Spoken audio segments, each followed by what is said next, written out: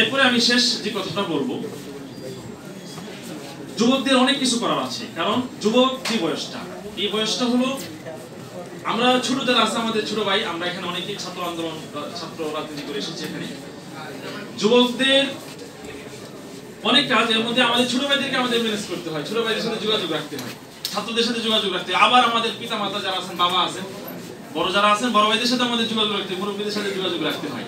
অর্থাৎ পুরো দায়িত্বই যুব সমাজের উপরে, দেশের পুরো দায়িত্বটা যুব সমাজের উপরে পড়ে। এই জন্য আমাদের যুবকদের ভূমিকাটা বেশি রাখতে হবে দেশ গঠনে। সেক্ষেত্রে আমরা যেটা করতে পারি সেটা হলো পারস্পরিক যে বিরোধ, এটা আমাদের কমিয়ে আনতে হবে। আমাদের খেলাফত মজলিসের মহাসচিব ডক্টর আহমদ আব্দুল কাদের সাহেব প্রায় সময় একটা কথা বলেন যে আমাদের পারস্পরিক যে কাদা ছোড়াছুড়ি আছে, সেটা আমাদের বন্ধ করা দরকার।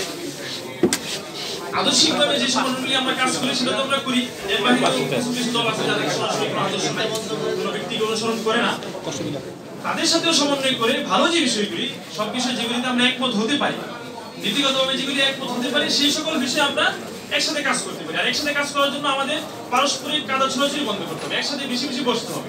এখানে আমরা অনেকে বসলাম, আলহামদুলিল্লাহ। আমি ইসলামী যুব আন্দোলনকে অভিনন্দন জানাই যে ওনারা অত্যন্ত চমৎকার একটা আয়োজন করেছেন। এরকম আরো বেশি বেশি বসা দরকার। ওনাদের প্রস্তাবনা, আমাদের প্রস্তাবনা, আরো অন্যান্য সংগঠনের প্রস্তাবনার সাথে আরো সমন্বয় করা দরকার। সমন্বয় করে একসাথে এইগুলি আমরা প্রস্তাবনা পেশ করতে পারি। আমি আপনাদের সকলকে আজকের এই প্রোগ্রামে অংশগ্রহণ করার জন্য শুভেচ্ছা জানিয়ে আমি আমার সংক্ষিপ্ত বক্তব্য এখানে শেষ করছি।